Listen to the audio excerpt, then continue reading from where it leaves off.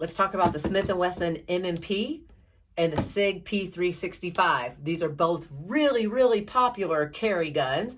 As you can see, I've got the M&P in my Q series holster. Huge fan of this holster.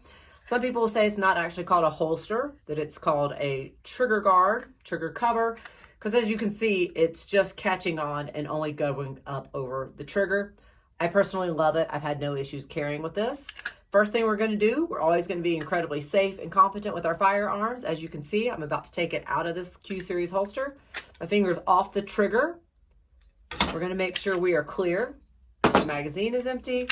And I have visually inspected. I'm going to lock the slide back, take one more look. We are completely clear with this firearm. Then I've got my M&P in my sticky holster, which y'all know I am a huge fan of. Again, this one causes a lot of controversy because there's no retention. It's a soft holster.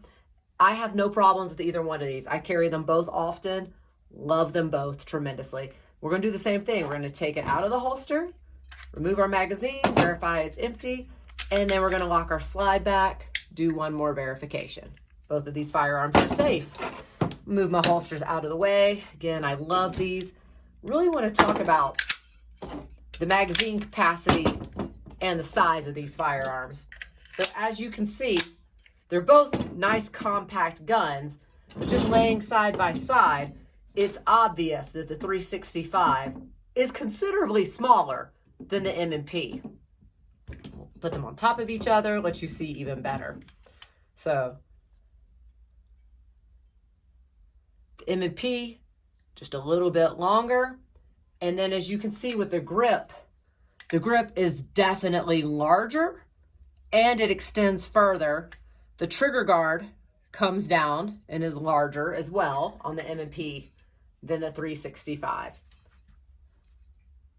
Width-wise, looks like your 365 might be a tiny bit wider, or they might be exactly the same. Which firearm do you think holds more rounds? Well, you would assume it's this one, right? Because it's bigger. This one holds considerably more rounds. So with my M&P, I've got 8. I have one in the chamber. It's 8 plus 1. So I've got 9 rounds in this firearm. With my M&P, I have got 12. One in the chamber, I've got 13. That is a considerable difference in round capacity between these two firearms. So needless to say, I am a giant fan of the 365. I clearly own this gun. I hardly ever carry it, and for the sole reason that it's larger and it holds less rounds. So for me, the winner is the 365. I also love this really bright green front sight. Really is very, very, very easy to acquire your target. And you have to think with these firearms, you're mostly going to train and shoot in a self-defense style, totally different than bullseye shooting. So for me, this really, really bright front sight that's super easy to acquire, because I'm going to be looking at my target with both eyes open. In a life or death situation, that's just what's going to happen naturally. My adrenaline's going to dump in my body, and my eyes are going to open up, my pupils are going to dilate, because my body is trying to let in as much information as possible, because I'm about to die. Let's be real. If I'm in a life or death situation where I think I have to use lethal force to defend myself. So I'm going to want my front sights as bright as possible, because I'm going to be looking at my aggressor and bringing the firearm up into my field of vision, if I can even extend my arms this far. This one's got some nice sights as well. It's got nice bright front and back sights. I acquire those pretty quickly as well.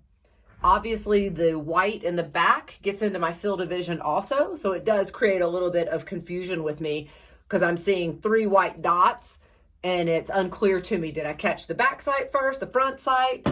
So for me, the 365, I love that it's just got this green front sight, because that's all I see. It's all I'm looking for. It's all I'm acquiring, if I'm even going to acquire my sights fully in a life or death situation. So there is so much more we're going to talk about on these firearms, but what I wanted to hit on right now is size, round capacity, and talk about the sights. Which one do you prefer? Are you a fan of the M&P or the 365? Let me know why.